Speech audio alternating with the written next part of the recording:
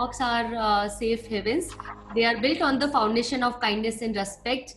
We all participants agree to listen to each other with compassion and curiosity. We honor each other's unique ways of feeling and don't presume to advise or fix or try to save each other. We hold all the stories shared in the circle within us. We trust each one of us has guidance we need within us, and we rely on the power of silence to access it. So, thank you for joining in this sacred space and understanding each other's journey. About our today's speaker, Rajendra Shahji, he says positivity is a cancer survivor's, warrior's, conqueror's greatest weapon. Very few warriors such as Rajendra Shah wield it like a suit of armor. A rectum cancer conqueror, he motivated patients while undergoing chemotherapy sessions. He still does it today, till date. He also used music as a sword against his problems and the cancer journey as a catalyst to begin many activities and hobbies. And जितना मैं उन्हें जानती हूँ, I am personally very inspired because हम लोग काफ़ी सुनते हैं that learning never stops and I have seen this with Rajendra uncle that हमेशा वो कुछ ना कुछ सीखते हैं, किसी न किसी चीज़ को अपना हॉबी बनाते हैं and that reflects in his behavior, that reflects on his day-to-day activities, the talks that he shares in the community, and his cancer journey as well, that how it has healed him from within. So Rajendra ji, would like to hear from you about आपका journey तो cancer का था ही, उसके अलावा आपने जो उससे चीजें सीखी है, so if you can share about the medical treatment part of it also and other therapies, other hobbies. Thank you, ma'am. Dimple जी, आपका तो बहुत आभार मानने जैसा ही है. You are so inspiring to everybody. मेरा हिंदी इतना अच्छा नहीं है, फिर भी मैं हिंदी ही बोलूं ना, वो अच्छा रहेगा. गुजरात से हो, आपका हिंदी तो अच्छा ही है. हमारा हिंदी में गुजराती आ जाता है, वही प्रॉब्लम है. अब हम सब गुजराती बोलते हैं कि छे की जगह है रख दो तो फिर हिंदी हो जाता है. Let me start with one beautiful. एक रिक्वेस्ट है, कोशिश करिएगा जितना हिंदी बोल सकते हैं, क्योंकि काफी मैं हिंदी में ही बोलूंगा, वही है. लेकिन अगर कई सेंटेंस जो इंग्लिश में सीधे सिंपल है तो वो मैं बोलूंगा, बाकी हिंदी में ही बोलूंगा. Thank you. नहीं, first of all let me मेरी अब टॉक इस सेंटेंस से बिगिन करता हूँ. Life is beautiful. Live your life to the fullest. Think about present moment. अभी की जो क्षण है वो वापिस आने वाली नहीं है. नई क्षण नहीं आएगी, अभी की क्षण है तो उसमें जियो. और ये मेरा मोटिव है. देखो, मुझे कैंसर क्यों हुआ वो सभी लोग सरप्राइज होते हैं. मेरी फैमिली में, मेरे फ्रेंड सर्कल में सभी लोगों के मुझे कैंसर क्यों हुआ. तो सभी लोगों की एक कंप्लेंट रहती है कि भगवान से भी एक कंप्लेंट रहती है कि ओ गॉड व्हाई मी, हे प्रभु मुझे क्यों हुआ. मैंने तो किसी का कुछ बुरा नहीं किया है, मैंने सबका भला किया है, फिर भी मुझे कैंसर क्यों हुआ. ये कॉमन क्वेश्चन है. तो मेरी भी ये क्वेश्चन था कि मुझे कैंसर क्यों हुआ. मैं बताता हूँ कि मैं करीब मेरा कैंसर डिटेक्ट हुआ 2016 जनवरी में. लेकिन उसके पहले 1982 ऑनवर्ड्स, 1982 से मैं एक्सरसाइज करता हूँ, मैं योगा करता था, मैं रेगुलरली प्राणायाम करता हूँ. फिर मैंने 10 साल स्विमिंग किया, 20 साल मेरी रेगुलर एरोबिक एक्सरसाइज चलती थी. मेरी उम्र फिर भी मैं इतना फास्ट एरोबिक एक्सरसाइज करता था. ये सब करता था, फिर भी मुझे कैंसर हुआ. तो सभी लोग बोलते हैं कि ऐसे, मेरे डॉक्टर भी बोलते हैं कि तुम्हें कैंसर नहीं होना चाहिए, क्यों हुआ. तो उसका तो कोई रीजन, कोई जवाब किसी के पास नहीं है. मेरे पास भी जवाब नहीं है. अभी आपको भी कई लोगों को कैंसर होता है तो सभी लोग पहले यही क्वेश्चन पूछ रहे हैं कि मुझे कैंसर क्यों हुआ. मैंने किसी का बिगाड़ा नहीं है, मुझे किसी का कुछ नहीं किया, तो मुझे कैंसर क्यों हुआ. अभी उसका कोई जवाब नहीं है, तो मैं अपने आप से मैंने पूछ लिया कि कैंसर क्यों हुआ.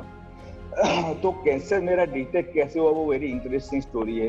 एंड आई थिंक बहुत जरूरी है सबको जानने के लिए कि मुझे पहले से ही मेरे हेल्थ के बारे में मैं बहुत कॉशियस रहता था कि मेरी हेल्थ मुझे अच्छी रहनी चाहिए. तो मैं एवरी ईयर बॉडी चेकअप करवाता था. कोई भी ईयर में बाकी नहीं रखता था, बॉडी चेकअप करवाता था और एवरीथिंग नॉर्मल ही था. मुझे थोड़ा डायबिटीज था, 2007 से डायबिटीज था. तो 2016 की जनवरी में मेरा फ्रेंड मेरे घर पे आया कि चलो हम बॉडी टेस्ट फिजिकल टेस्ट करवाने के लिए जाते, body checkup, annual body checkup करवाने के लिए जाते. तो ऐसे मेरी इच्छा नहीं थी, क्योंकि मेरे 6 महीने हुए थे, फिर भी मेरे फ्रेंड ने इंसिस्ट करके चलो जाते। तो मैं cancer checkup, means body checkup करवाने गया। तो वो चेकअप में 25 जनवरी 2016 में बॉडी चेकअप करवाया, तो मेरे स्टूल में थोड़ा ब्लड आया। तो वहाँ के सर्जन है, मेरे फ्रेंड थे डॉक्टर धीरज मेहता, तो उन्होंने मुझे बात की कि आप इमीडिएटली कोलोनोस्कोपी करवा दो, क्योंकि ब्लड आना ठीक बात नहीं है। मेरा एक और भी डॉक्टर फ्रेंड है, डॉक्टर प्रफुल्ल जर्मर वाला। ऐसे हमारा, मैं एक भी बता दूं कि मेरा एक बहुत अच्छा ग्रुप है। ये ग्रुप मेरे फ्रेंड्स का है, हमारा 13 फैमिली है, और वो ग्रुप का नाम है ना हूं तो गाइस, NHTG। मैं तो गाना गाऊंगा, आपको सुनना है तो सुनो, ना सुनना तो ना सुनो। तो लास्ट 20 ईयर से हम ऐसे है कि एक फैमिली के घर जाते हैं, सारी रात गाना गाते हैं। और ये ग्रुप का एस्टेब्लिशमेंट हमने 2005 में किया था। तो उसमें 2-3 डॉक्टर भी है, वो मेरे अच्छे फ्रेंड हैं। तो मेरी कोलोनोस्कोपी करवाने लिए मेरा फास्ट फ्रेंड डॉक्टर मेरे साथ आया, और मेरी 2 फरवरी को कोलोनोस्कोपी हुई। मेरी वाइफ भी आई थी, और कोलोनोस्कोपी में जो डॉक्टर भी फ्रेंड था, तो मेरे डॉक्टर ने मेरी वाइफ को बता दिया कि उसको कैंसर लगता है, लेकिन मुझे नहीं बताया वो लोगों ने कुछ। मैं बाहर आया तो मुझे डॉक्टर ने ऐसा बताया कि ऐसा कुछ थोड़ा सा ट्यूमर है, वो डॉक्टर निकाल देंगे। तो मुझे 2 फरवरी को मॉर्निंग में कुछ बताया नहीं, और मुझे बताया कि तुम अभी जाके CT स्कैन करवा दो। और तो मैं 2 फरवरी इटसेल्फ CT स्कैन करवाने गया। या इनफोकस नाम की बहुत अच्छी इंस्टीट्यूट है फाइनेंशियल, वो वहाँ करवाया। और मुझे ऐसा लगता था कि मुझे तो कुछ होगा नहीं, इसीलिए मैं कॉन्फिडेंट था। लेकिन शाम को मैंने मेरे प्यून को बोला मेरा रिपोर्ट लेके आ, और रिपोर्ट लेके आया। तो रिपोर्ट में लिखा था कि मेलाइन ट्यूमर है and it is a cancer. तो पहले तो मैं भड़क गया, मैं तो सरप्राइज हुआ कि मुझे कैसे, मुझे हो ही नहीं सकता।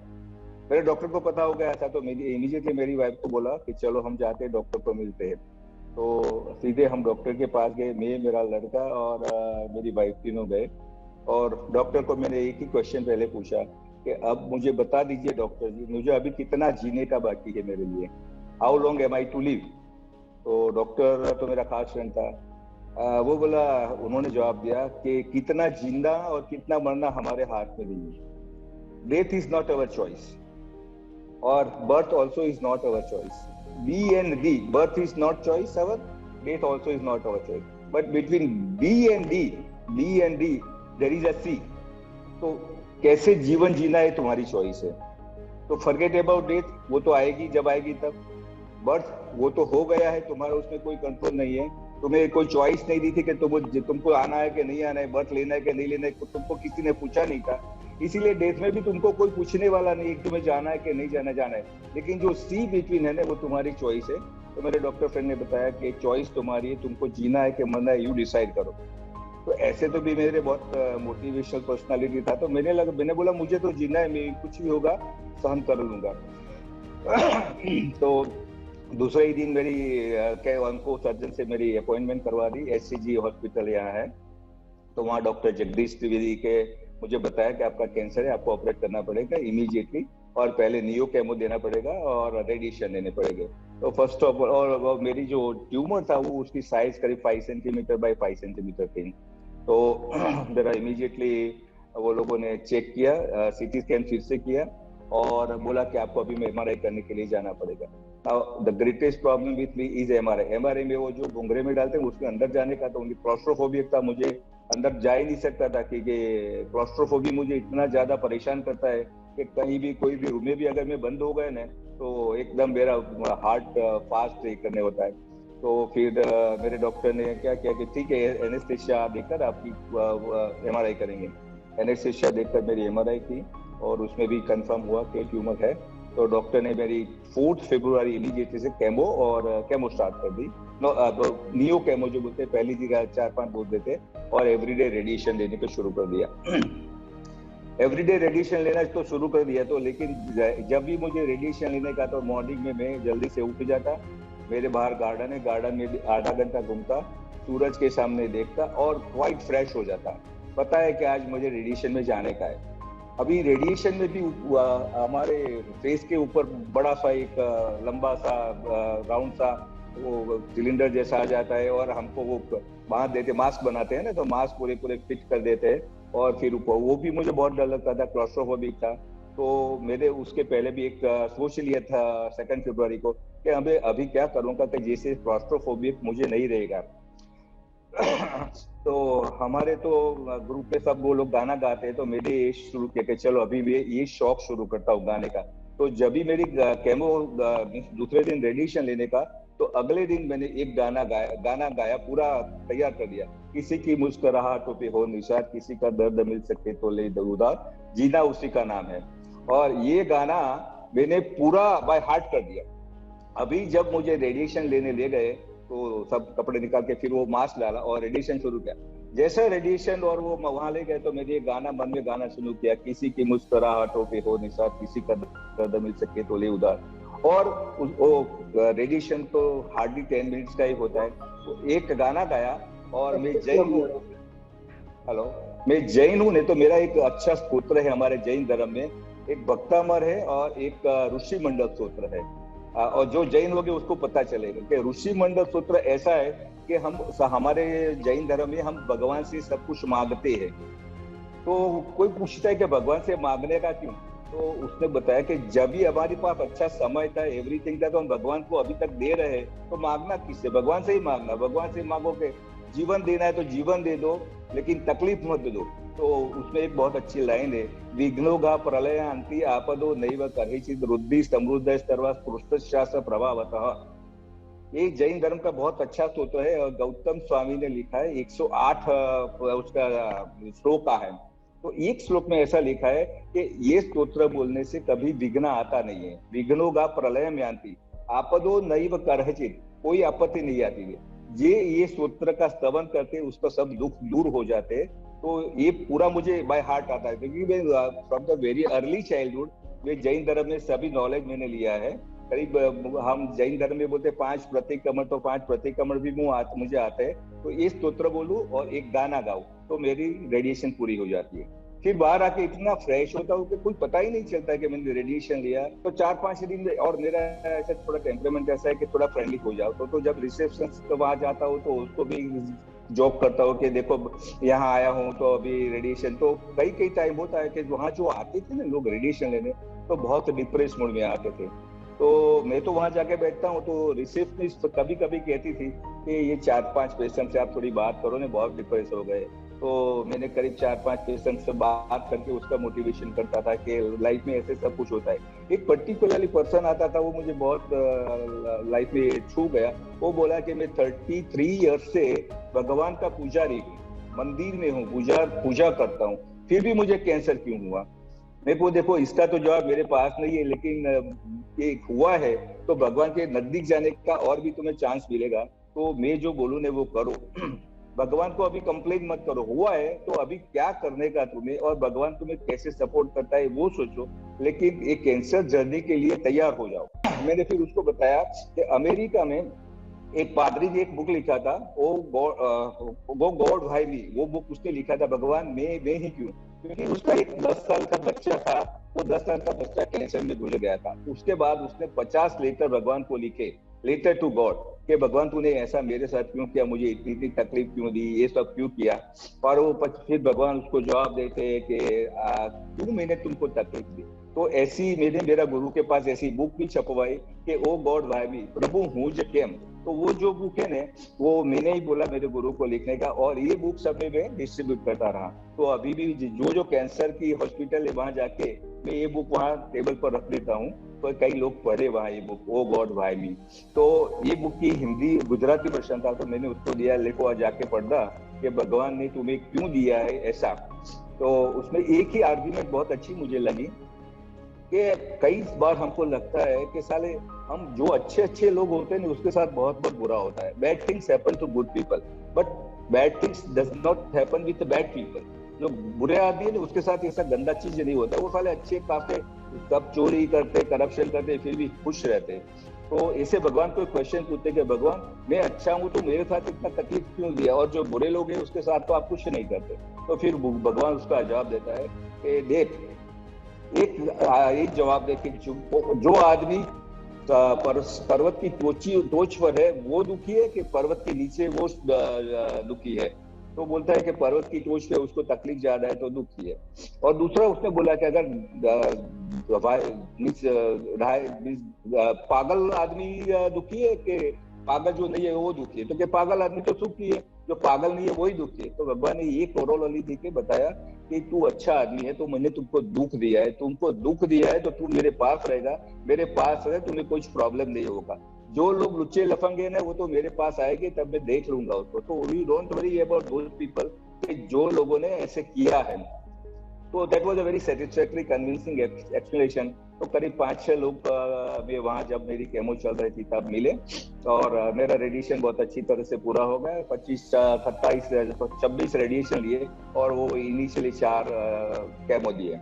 फिर मेरा ऑपरेशन था, और वो भी कई चीजें sometime miracles happen, and I do not much believe in miracle में, ज्यादा मैं मानता नहीं, फिर भी मिरेकल होता है, वो मेरा पर्सनल एक्सपीरियंस है। तो मेरा 5 मई को ऑपरेशन था, क्योंकि मेरी डॉटर ऑस्ट्रेलिया रहती थे, वो ऑस्ट्रेलिया से आने वाली थी 2nd और 3rd मई को।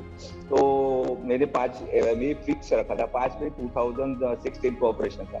लेकिन मेरा जो फास्ट फ्रेंड डॉक्टर है, वो सर्जन है, वो मेरा खास फ्रेंड था, तो वो 28 अप्रैल को अमेरिका जा रहा था। तो मैंने बोला नहीं यार, तू जाएगा अमेरिका तो नहीं चलेगा, you have to be with me in operation.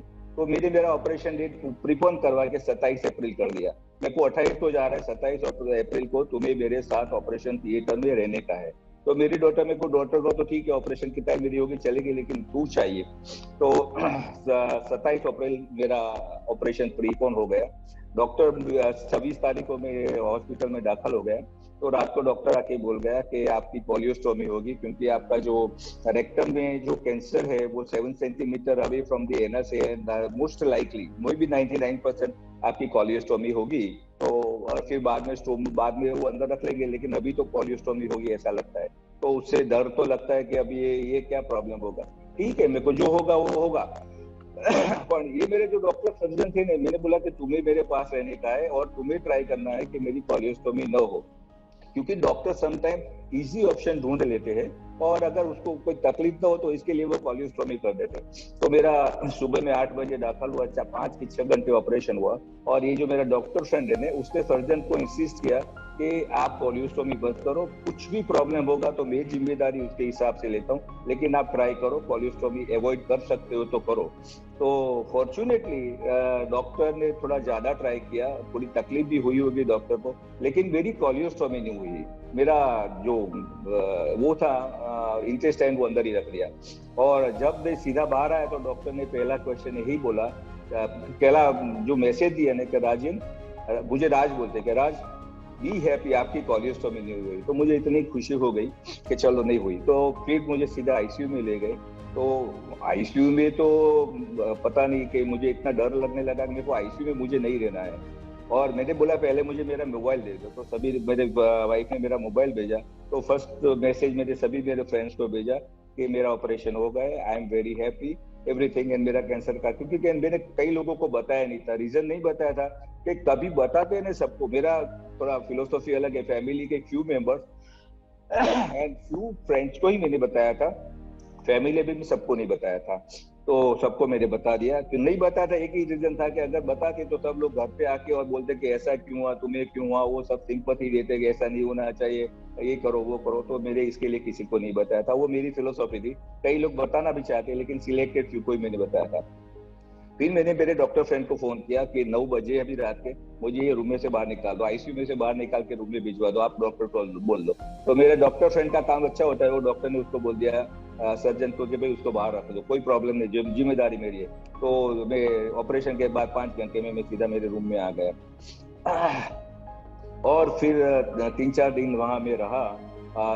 Then क्या होता था कि फिर मेरी शुरू होने वाली थी केमोथेरेपी, और मेरा बायोप्सी रिपोर्ट हुआ। तो बायोप्सी रिपोर्ट में स्टेज 3 कैंसर डिटेक्ट हो गया, और बोला कि कभी 8 साइकिल्स ऑक्सीपिटिलिन एंड फॉलफॉक्स केमोथेरेपी देनी पड़ेगी।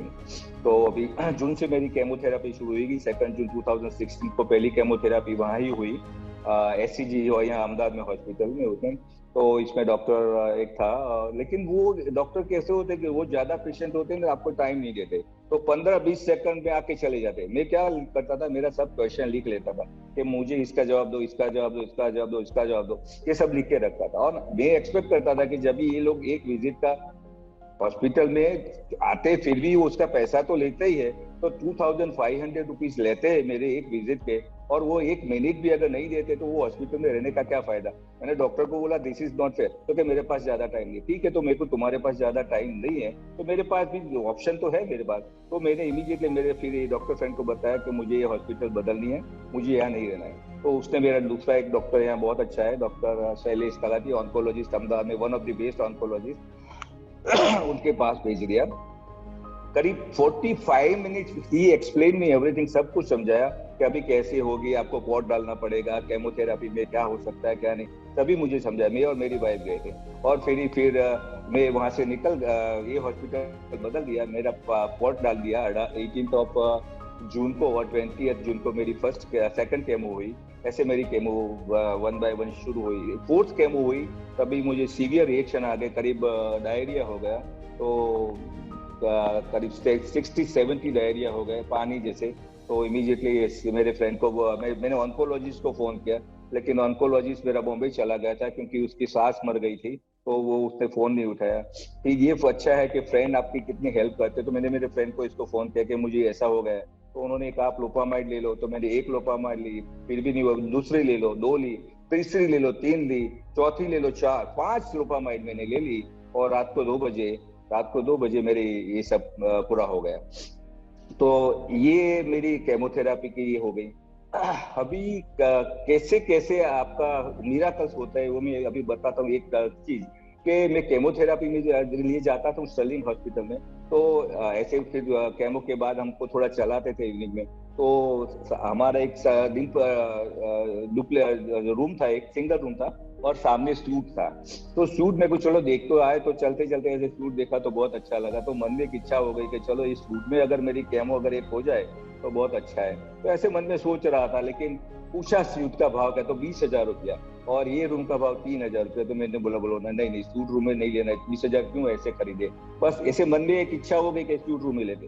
तो अभी क्या हो कि 20 सितंबर 2016 को मेरी लास्ट केमो थी, तो मैं हॉस्पिटल में गया, तो हॉस्पिटल में सब ये सिंगल रूम था, सब फुल था। तो मैंने बोला मैं तो रेगुलर पेशेंट हूँ, आपको मुझे रूम तो देना ही पड़ेगा, मेरी केमो लास्ट केमो है। तो वो लोगों ने बोला चलो हम ऐसा करते हैं, आपको स्वीट रूम में डाल देते, एक दिन के लिए आप स्वीट रूम में रह लो, हम नॉर्मल चार्ज ही रखेंगे लेकिन आपको स्वीट रूम में डाल देंगे। तो मुझे ऐसे खबर नहीं, मेरी इच्छा हुई और भगवान ने ऐसे मुझे स्वीट रूम दे दिया। तो मेरी एक दिन की केमो मेरे हिसाब से, माइंड के हिसाब से स्वीट रूम में हो गई, तो मुझे वो भी अच्छा लगा। और मेरी केमो जब लास्ट में पूरी हुई 22 सितंबर को पूरी हुई, तो मैं बताता हूँ, तो मैंने थोड़ा मेरा कैलकुलेशन किया था कि मेरा कितना खर्चा हुआ, तो करीब मेरा 12 लाख रुपया खर्चा हुआ था, 12 लाख रुपीज खर्चा हुआ था। और ऐसे तो मेरा इंश्योरेंस 7.5 लाख का, 5 लाख था, तो 2.5 लाख मेरा बैलेंस था, 7.5 लाख पूरा था। लेकिन देखो अभी कैसा होता है कि मेरी केमो, कैंसर शुरू हुआ फरवरी 2016 में, और अक्टूबर 2015 में आईओबी ने रिटायर एम्प्लॉय, मैंने तो रेजिग्नेशन आईओबी में से 1990 में दिया था, लेकिन रिटायर और रेजिग्नेटेड एम्प्लॉय को वो लोगों ने इंश्योरेंस ऑफर किया था, तो मुझे 4 लाख का इंश्योरेंस मिला अक्टूबर 2015 में। तो फिर 4 और 11.5 लाख हो गए, तो पूरे मेरे पैसे उसमें इंश्योरेंस में निकल गए। और दूसरा एक मैजिकल थिंग बताऊं कि मेरा लड़का जो वापस नहीं आना, वो सिटीजन है ऑस्ट्रेलिया का, वो 24 अक्टूबर 2015 को इंडिया वापस आ गया, कि बोला मुझे अभी इंडिया में ही रहना है। तो मैंने कहा बहुत अच्छा है, इंडिया रहो, तो वो इंडिया आ गया। तो मेरे लिए वो भी बहुत एक फायदे वाला था, क्योंकि उसको एक लड़की थी। फिर 22 सितंबर को एक दूसरा मिराकल हुआ। मेरा शेयर मार्केट का बिजनेस है, तो मेरे पार्टी से कोई डीलिंग चल रहा था, तो मैंने उसने कुछ 50,000 शेयर लेने को बोला था।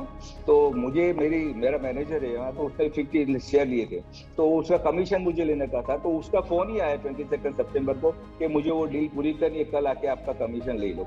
तो मैंने बोला आज मेरी केमो चलती है, कल आ जाता हूँ, तो क्या आप 50,000 के हिसाब से ले लेना। तो मुझे मैंने तो 15 बोला था, ये 50 बोलता है। तो फिर मेरे मैनेजर को पूछा कि हमने कितने शेयर लिए, तो बोले कि 50,000 शेयर लिए। तो 50,000 शेयर के हिसाब से मैंने कैलकुलेशन किया, तो दूसरे दिन मुझे 12 लाख रुपया उसने दिया। उसका कमीशन एग्जैक्ट 12 लाख रुपीज होता था। मेरा 12 लाख रुपया का खर्चा था, तो 12 लाख रुपया कमीशन हो गया। This is also a miracle. See, this all I say because I have always made my mind so positive. I was giving always affirmation, positive affirmation मेरे ब्रेन को कि मुझे अच्छा होने का है, कुछ होने वाला नहीं है, अगर होगा तो होगा, मेरे हाथ में नहीं। लेकिन मेरे माइंड में जो होता है वो मेरी बॉडी में जाता है। तो एक मैं मेडिटेशन में बहुत विश्वास रखता हूँ, एवरीडे मेडिटेशन करता हूँ। और मुझे देखो इंटरेस्ट है मेडिटेशन में बिकॉज ऑफ एस्ट्रोनॉमी। मुझे एस्ट्रोनॉमी में भी बहुत इंटरेस्ट है। मेरे घर में टेलीस्कोप है, मैं सभी स्टार्स कॉन्स्टेलेशन देख सकता हूँ, सभी प्लैनेट दिखा सकता हूँ, देख सकता हूँ, जुपिटर देखता हूँ, तब देखता हूँ। मुझे एस्ट्रोलॉजी का भी इंटरेस्ट है, एस्ट्रोनॉमी से मैं एस्ट्रोलॉजी सीखा। और ये कैंसर के टाइम में हमें म्यूजिक सीखा, पूरा म्यूजिक, करीब 150 सॉन्ग्स मैंने बाय हार्ट कर दिए। और मुझे एस्ट्रोनॉमी का शौक था, तो जब भी केमो चलती थी तो मेरा वो एंथोलॉजिस्ट आता था, तो वो 15 मिनट मेरे साथ बैठता था, 5 मिनट मेरी डिस्कशन होती थी, 10 मिनट वो पूछता था मुझे कि जुपिटर का क्या है, अर्थ का क्या है, सैटर्न का क्या है, तो 10 मिनट एक्स्ट्रा मुझे देते थे। तो ये मेरा अच्छा फ्रेंड हो गया, डॉक्टर शैलेश तलाटी। अभी 5 साल मेरे पूरे ने, तो मेरे घर पे उसको खाना खाने के लिए बुलाया था। वो किसी के घर नहीं जाते, मेरे घर आया था खाना खाने के लिए। और किसी का फोन नहीं लेंगे, लेकिन मेरा फोन जरूर लेंगे। और मेरा फोन लेके मेरे अहमदाबाद में करीब कितने पेशेंट थे, मैंने उनको रेफर किया कि आप शैलेश तलाटी के पास जाओ, मेरा नाम देना और आपको वो अच्छी ट्रीटमेंट मिलेगी। तो कई कैंसर पेशेंट को अभी मैं ट्रीटमेंट देता हूँ। तो ये इन शॉर्ट ये मेरी शॉर्ट स्टोरी है। बट ये जो स्टोरी है, this cancer has become my friend, क्योंकि मेरा दूसरा लाइफ शुरू हुआ। क्योंकि मुझे लगता था कि शायद मैं नहीं जी पाऊंगा। ऐसे तो मुझे डर तो सबको लगता है, ऐसा नहीं है इजी है कैंसर झेलना, इजी चीज नहीं है। Cancer is very difficult. अभी जब ये आता है तो माइंड इतना खराब हो जाता है, लेकिन आप अगर माइंड को ट्राई करो पॉजिटिव रखने का, तो पॉजिटिव रखने के 2-4 रास्ता है। एक तो आप बोलो कि पॉजिटिव रख, बोल दो, तो ऐसे पॉजिटिव नहीं होता है। कोई फ्रेंड अगर बोले कि आपको अच्छा रहना है, बोलना बहुत अच्छा है, लेकिन अपने आप पॉजिटिव रहना बहुत डिफिकल्ट है। तो मैंने बोला कि best thing to remain positive, तो ये सब थॉट से अवे रहना है, तो अच्छा से अच्छा नया शौक डेवलप करो। तो एक तो म्यूजिक का शौक डेवलप किया। मेरे घर में सारी सिस्टम है म्यूजिक की, तो गाना गाता हूँ। मैं मेरे फ्रेंड को बोला था, क्योंकि ये सब केमो के साथ मेरी एक बहुत बड़ी ज्यादा साइड इफेक्ट ये हो गई कि रेक्टम में अगर स्पेस नहीं रहने से मुझे बार बार स्टूल जाना पड़ता है। तो अभी आज की तारीख में भी करीब 10 बार जाना पड़ता है। वो टाइम में तो कैंसर के बाद करीब 20 टाइम्स मुझे जाना पड़ता था। लेकिन मैं मेरे फ्रेंड को बोला देता था, चलो यार गाना गाओ, मैं गाना सुनता हूँ। तो कभी भी मुझे शरीर के डिस्टर्बेंस होता है तो मेरे फ्रेंड मेरे घर आ जाते थे, 2-3 घंटा गाना गाते थे, और मेरा एकदम पता नहीं 2-3 घंटा पता ही नहीं चलता है मेरे स्टमक को कि कुछ ऐसा सेंसेशन नहीं होता है। और दूसरा मैंने एक हॉबी शुरू किया गार्डनिंग का। अभी गार्डनिंग मैंने इतना अच्छा गार्डनिंग बनाया मेरे घर में। अर्डूसा सभी हर्बल ट्री बनाए हैं, पारिजात के ट्री बनाए हैं, अर्डूसा के बनाए हैं, फिर ग्रीन टी बनाए, इतना ज्यादा बनाया है। अभी 4 ही दिन पहले यहाँ अहमदाबाद में एक गुजरात गवर्नमेंट के हिसाब से वो लोग एक प्रोग्राम करते हैं किचन गार्डन के। तो उसके जो हेड है 87 ईयर्स ओल्ड है, डॉक्टर केजी मेहता। तो उन्हें प्रोग्राम में अटेंड किया। फिर दूसरे दिन मैंने बोला केजी मेहता को, साहब आपको मुझे मिलना है 15 मिनट के लिए, क्योंकि गार्डनिंग का थोड़ा मुझे क्वेश्चन है। तो मुझे उससे दूसरे दिन बुलाया, 15 मिनट दिया था, मेरे साथ 2 घंटे बैठे। मुझे बोले कि मेरे से तो आप यार ज्यादा एक्टिव हो। या नहीं, मैंने बोला आप 87 ईयर है और मुझे अभी 87 तो होना ही है। तो ये गार्डनिंग मेरा हॉबी है, तो मुझे 87 तक ले जाएगा और आप मुझे गार्डन दो। तो इतना अच्छा मेरा फ्रेंड हो गया अभी 87 में। यार देखो वो उसकी लाइफ भी कैसी, 87 का है। His only one son died in cancer. His wife also died. He is alone. But a PhD है एग्रीकल्चर में, गवर्नमेंट ऑफ गुजरात में बहुत अच्छी पोजीशन में था। अभी ये सब एग्रीकल्चर का कर रहा है। तो मैंने और भी क्या सीखा कैंसर से, कि बी काइंड टू ऑल, सबके साथ भले बने रहो। We have no enough time. Time हमारे पास इतना नहीं है कि हम जो हमारे साथ जी रहे उसको खुश रख सके, लेकिन जितना पॉसिबल हो उतना सबको खुश रखने का ट्राई करो। और कोई भी व्यक्ति आपके पास आए तो प्रसन्न होके जाए, ऐसा करो। ऐसे मैंने बताया कि कोई भी व्यक्ति आपके पास आकर प्रसन्न होके जाता है तो आप मान लेना प्रभु आपसे प्रसन्न है। प्रभु को और कोई प्रसन्नता नहीं चाहिए, आप आती हुई व्यक्ति को प्रसन्न करो।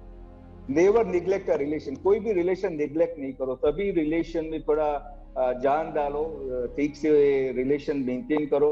तो आपका रिलेशन की कोई भी अगर आशीष देगा तो उसकी कहीं कोई आशीष या ब्लेसिंग काम लग सकता है। तो ये सब मेरा जो शौक है, music, gardening, astronomy, karaoke singing, ये सभी हॉबीज के हिसाब से मैं इतना ज्यादा ये 5 कैंसर सरवाइव कर सका, कोई प्रॉब्लम नहीं हुआ। और अभी भी मेरे शौक ज्यादा हो रहा है।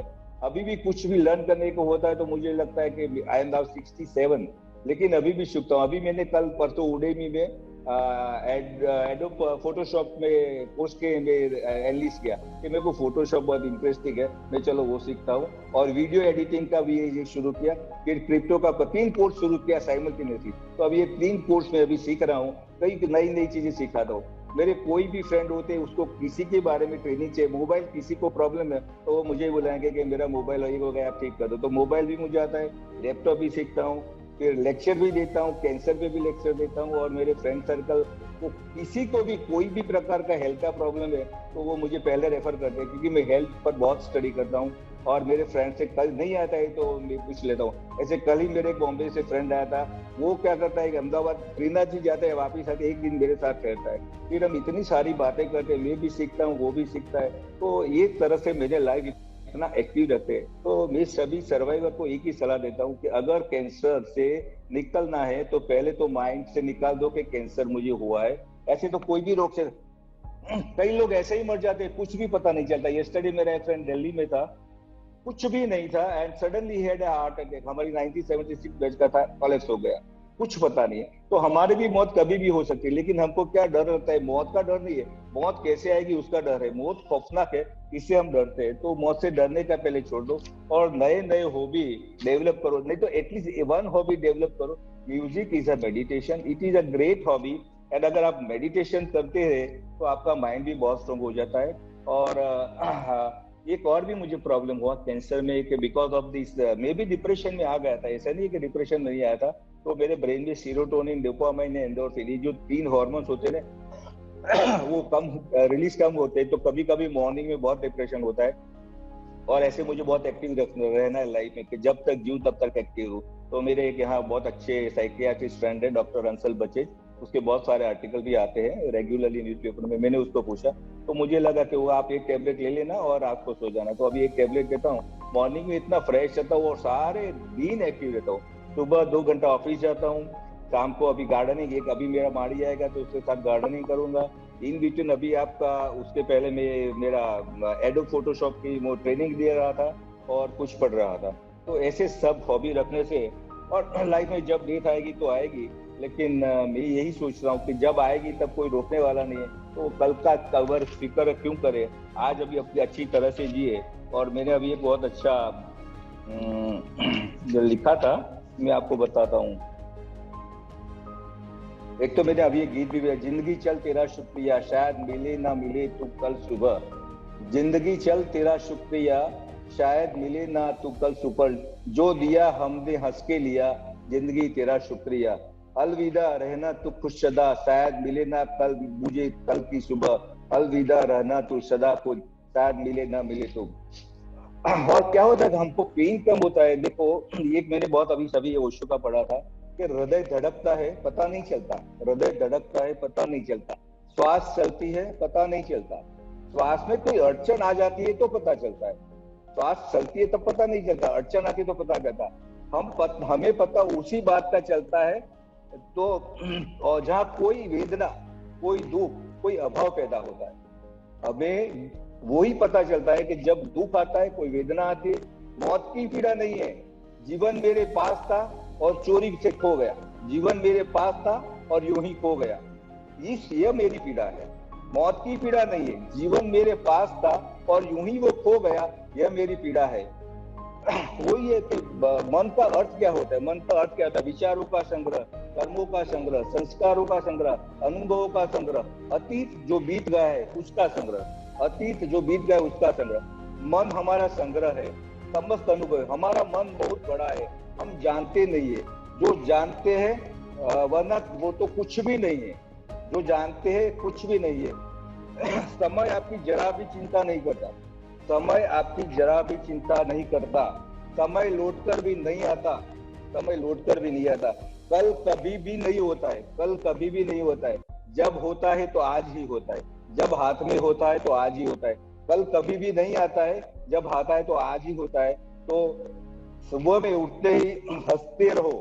एवरीडे मॉर्निंग में उठकर पता नहीं इस बेड में बैठ के बस वही सोच रहा हूँ कि आज का दिन मेरा अच्छा जाए। मैं मेरे मन को पूछ लेता हूँ कि बॉस कैसे रहना है, आज खुश रहना है दुखी रहना है, तो मेरा मन मुझे जवाब देता है खुश रहना है। बस तो चलो खुशी रहना ही, तो चलो उठ जाओ। अभी मैं एवरीडे मॉर्निंग में, मेरा शेड्यूल में एवरीडे मॉर्निंग में 6 to 7:30 में एक्सरसाइज करता हूँ एवरीडे।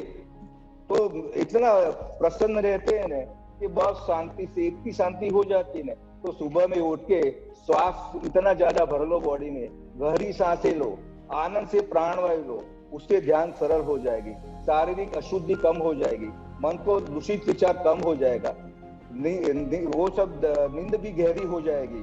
और आपका सुबह से अगर ध्यान किया, मैं एवरीडे मेडिटेशन भी करता हूँ, तो आपका दिन अच्छा हो जाता है, लाइफ अच्छी हो जाती है। मैं आज की चिंता करता हूँ, आज भी खुश हूँ। और मैं ऐसे करता हूँ कि be the reason for somebody smile today.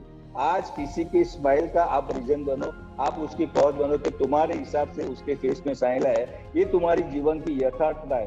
सरस बनना तो ठीक है, सरस तो दोनों बाजू से सरस बनो हमेशा। आगे से देखो सरस और पीछे से देखो तो सरस ही होता है, लेकिन जीवन में सार्थक बनना बहुत जरूरी है। और सार्थक बनने के लिए किसी को खुश रहो, अपने आप को छोड़ो। सबसे पहले स्व, हमारे गुजराती में कहते हैं स्व की ज्यादा चिंता करो, फिर स्वजन की करो, स्व से स्वजन, स्वजन के बाद आता है सर्वजन, सर्वजन लास्ट आता है। स्व स्वजन सर्वजन की चिंता करो, खुश रहो, मस्त रहो और सबको मस्त रखो। बस वही I think this is in short, no doubt थोड़ा रिपीटेशन है, लेकिन अभी देखो, अभी एक डिम्पल से थैंक्स कहने का है कि आपकी वजह से, एक ग्रुप की वजह से सुरेश वाडकर इंस्टीट्यूट ने हमको म्यूजिक का प्रोग्राम में अटेंड किया है, तुम्हें पता होगा शायद।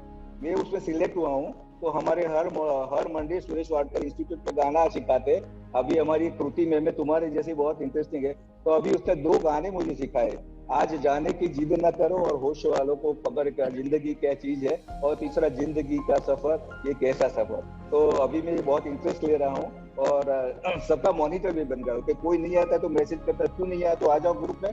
तो ग्रुप में 6 लड़की आती है, मैं अकेला ही इतना बड़ा हूँ, लेकिन सबको मोटिवेट करता हूँ। वो कृति में हमको, तो अभी मैं संगीत में राग सीख रहा हूँ, राग भोपाली हमको सीखा है। अभी ऐसे कुछ न कुछ नया सीखे, भले हमको जरूरी नहीं हमको मास्टर नहीं होना है, लेकिन ये सीखते हैं ना तो इतना आनंद होता है कि हर मंडे 7:30 को क्लास होता है उनका, 7:30 to 8:30 क्लास होता है। 6 जो स्टूडेंट है, 6 स्टूडेंट सबको कैंसर हुआ था, सबका मैंने हिस्ट्री पूछ लिया, अभी सब मुझे डायरेक्ट इंटरेक्ट करते हैं, तो वो भी करता हूँ। तो मेरा ऐसा मानना है कि लेट ऑल पीपल, और जिसको मोटिवेशन चाहिए ना, I can give number of example and to make them happy, but be happy, live happy, enjoy your life happy, and एक क्षण ही है तुम्हारे पास, बस खुश रहो, मस्ती में रहो, मजे में रहो। वंडरफुल राजेंद्र जी, बहुत बहुत अच्छा लगा आपको सुन के, और आप बोल रहे थे तो ऐसे लग रहा था कि बस सुनते जाएं। And it's your experience, your journey, जो आप बोल रहे थे तो वो दिख रहा था। एक रिक्वेस्ट है जो मेरी भी थी और अनुराधा आंटी ने अभी अभी भेजी है, कि आपने जो सबसे पहले वाला सॉन्ग बताया था ना, वो कौन सा था? जिंदगी का सफर। सबसे पहले जब आपने सेशन शुरू किया था तब जो बोला था, किसी की मुस्कुराहटों पे हो निशान। हाँ, अभी हम सबकी रिक्वेस्ट है कि आप वो अभी अनाड़ी का है। अभी आप can you sing it for us? ना, I can sing for you, लेकिन 1 मिनट चालू रखो, क्योंकि वो ना कैरियोके पे गाऊं ना तो मुझे सब लिरिक्स मिलेंगे। गीत बहुत अच्छा है। हाँ हाँ, ओके। और उसका ये मेरे पास सब है, मेरे पास करीब 1800 सॉन्ग्स की कैरियोके है। वंडरफुल। यहाँ पे भी आप कुछ ग्रुप्स पे भी शेयर कर सकते हैं, बिकॉज़ अनुराधा जी भी बोल रहे हैं रिकॉर्ड करके आप। डिम्पल जी, मुझे डर ऐसे लगता है कि मैं कभी ऐसी चीज ग्रुप में न रखूं कि जो हमारे ग्रुप के ऑब्जेक्टिव में नहीं, तो मैं तो एवरी थर्सडे मेरा सॉन्ग जाता है। एवरी थर्सडे आपके पास ना राजेंद्र जी, हमने पहले भी बात की थी, आपके पास काफी सारे अच्छे मेडिटेशन के, म्यूजिक के और भी अच्छे अच्छे आपके पास में ये ऑडियोज है। तो मैं एक ओपन सोर्स फोल्डर बना के आपके साथ शेयर कर सकती हूँ, उसमें डाल दीजिए फोल्डर, हम सबके साथ में शेयर कर सकते हैं। ना, वो फोल्डर पूरा फोल्डर में दे दूंगा, 1800 गीत का, कोई कभी भी गा सकता है। ठीक और है, बहुत हाँ। मजा आएगा, स्पेशली मुकेश और सब ने जो गीत इतने अच्छे हैं कि आपको अगर वो गीत सुनो ने तो इतना खुश हो जाओगे तुम। और ये गीत तो बहुत अच्छा है, मोटिवेशनल गीत है। आप उसमें मेडिटेशन वाली ऑडियोज एंड वीडियोस भी डाल दीजिए ना, जो भी। हाँ, शॉर्ट में डाल दूंगा।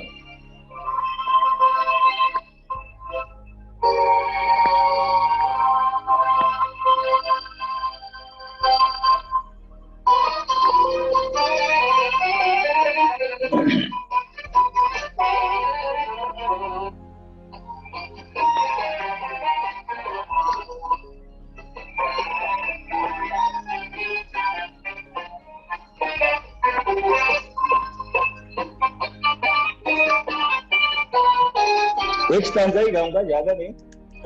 एक स्टैंजा बहुत अच्छा है।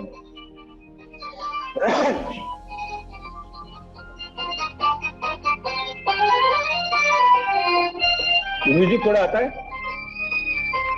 हाँ, आ रहा है।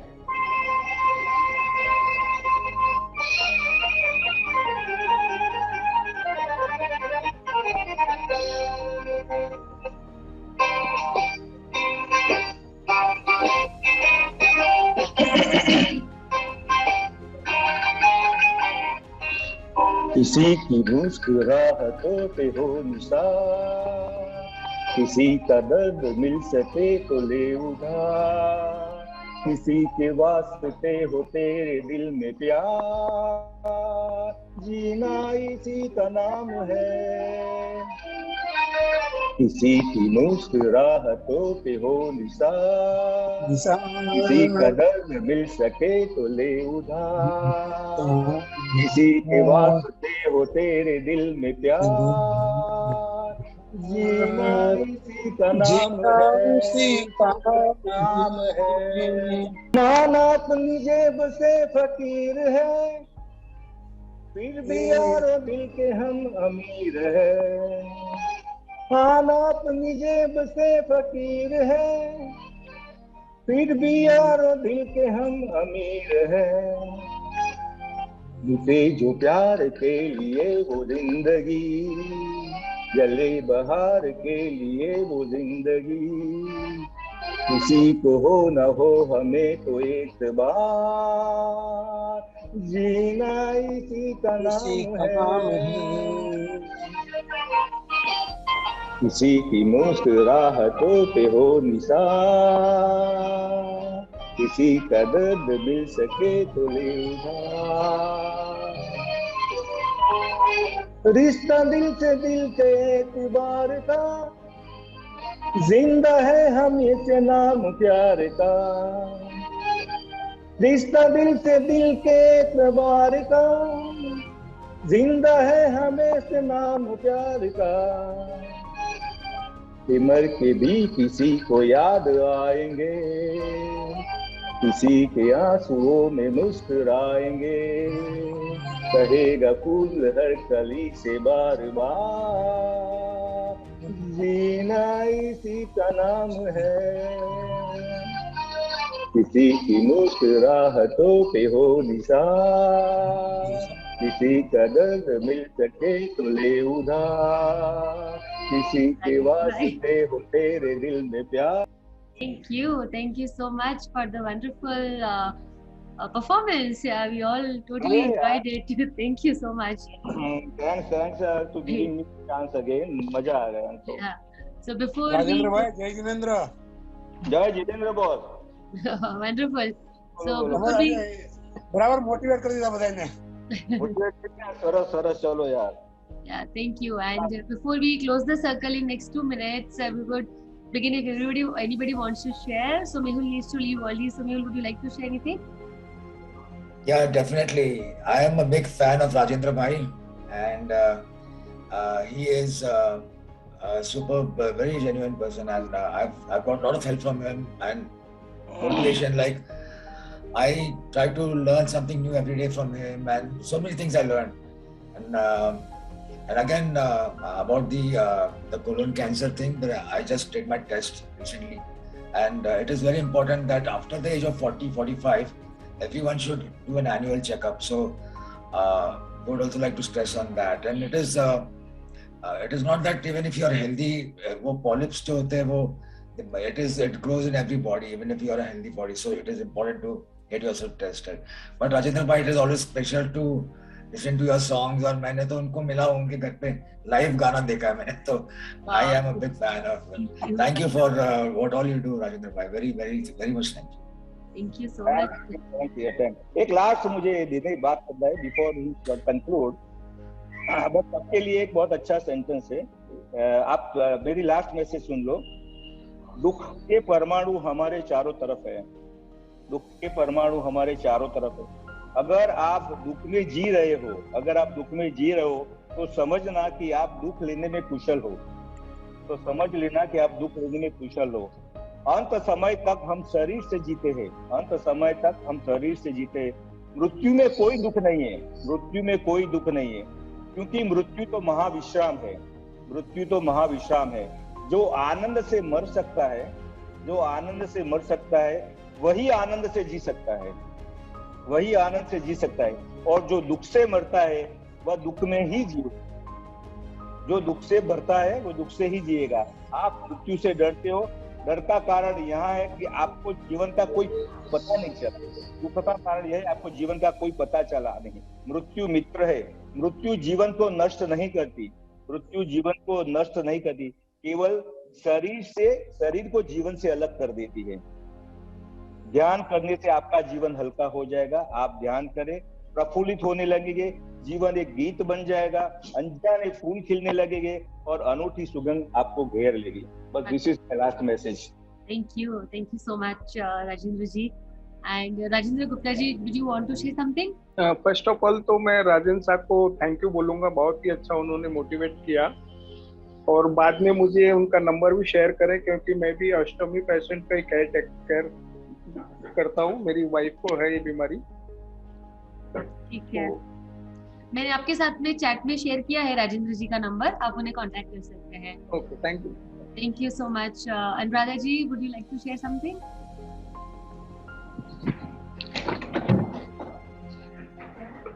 Hello, Yeah. I am audible? Yes. हाँ, राजेंद्र जी, आपकी स्टोरी सुन के और आपके जो पॉजिटिविटी है लाइफ की तरफ देख करके और नई सीखने की चाह, तो आपने जो गाना गाया उसको आपने एकदम यथार्थ किया है कि किसी की मुस्कुराहटों पे हो निसार। थैंक्स। आप हमेशा ही बहुत मोटिवेट करते हैं, और यही बात है कि हॉबीज पूरी करने के लिए कोई एज नहीं होती, कुछ चीज सीखने के लिए कोई एज नहीं होती। I also agree with it, और हम लोग भी यही प्रैक्टिस करते हैं। और आपका बहुत वंडरफुल सेशन था, मैं थोड़ा सा लेट ज्वाइन कर पाई, but anyways you are always so inspiring. Salute to your spirit. Thank you. Congratulations to you, Anuradha ji, for the wonderful awards that you have been receiving for your contribution in the service of cancer care. Thank you, thanks a lot. जी, आप कुछ कहना चाहेंगे? जी, राजेंद्र जी का number जो है ना group में share कर दीजिए। ओके, राजेंद्र जी का रहेगा कि हम लोग वहाँ से नंबर सेव कर लेंगे। आप मुझे बस पर्सनली व्हाट्सएप पे हाई लिख के भेज दीजिए, तो मैं आपको 1-on-1 करती हूँ, बिकॉज ग्रुप में आई डोंट नो कहाँ तक नंबर जाएगा, वो सही भी नहीं रहेगा। तो वो बात भी बराबर है। हाँ, मुझे व्हाट्सएप पे पर्सनली कर दीजिए, मैं आपको मैसेज डाल देती हूँ। जरूर से, थैंक्स। इस चैट जो भी है इस सर्कल में, उनको मैंने चैट पे भेज दिया है। Thank you so much everybody for joining in, and specially Rajendra ji for joining in today's session. आपकी मैंने टॉक्स पहले भी बहुत बार सुनी है, लेकिन हर बार एक नई प्रेरणा मिलती है, हर बार एक नया इंस्पिरेशन मिलता है। एंड जैसे आप उसको आप जिस तरीके से उसको शेयर करते हैं, इट्स वेरी इंस्पायरिंग कि आप इस एज में भी टचवुड इतना एक्टिव, इतना active, innovative and you know artistic जो है, I really admire that, and probably that's what is heeled you so lot to learn from you, so thank you so much once again, and for being here with all of us. Thanks a lot. Yeah, so I love your smile very much, Dimple ji. Sir के message भी group पे बहुत शानदार रहते हैं, अगर आप बहुत इत्मीनान से 2-3 बार पढ़ेंगे तो you will get the gist of very true, his messages are see Rajendra ji, मैं आपको एक लिंक बना के, आपके पास कोई लिंक है गूगल ड्राइव का, तो आप वो मुझे दे दीजिए, या फिर मैं एक लिंक बना के आपको दे दूं। मेरी गूगल ड्राइव है और वन ड्राइव, दोनों में लिंक है। ठीक है, तो उसमें क्या है कि वो मेडिटेशन और जो भी वीडियोस ऑडियोज है, तो सब लोग उसको एक्सेस कर सकते हैं। ओके, तो मेडिटेशन का तो 100 वीडियोस है, ऑडियो वीडियोस है, और कैरियोके सॉन्ग किसी को चाहे तो 1800 कैरियोके सॉन्ग्स है। वो सबको बोलना चाहता हूँ कि ये कैरियोके का लिरिक्स आता है, म्यूजिक आता है, आप गाना गाने का किसी को सुनना नहीं, अपना अकेले जाके गाओ, नहीं तो इतना मजा आएगा और मॉड्यूलेशन हो जाएगा वॉइस का, और ब्रेन को भी अच्छी अच्छी प्रेरणा मिलेगी। जब ये गीत गाओगे किसी की मुस्कुराहट पे हो निसार, बहुत मजा आता है। Wonderful. Thank you so much, and thanks everybody. We'll see you in next week of the talks. Thank you all. Bye. Take care. Thank you. Thank you. Thank you, Dimple. Thank you.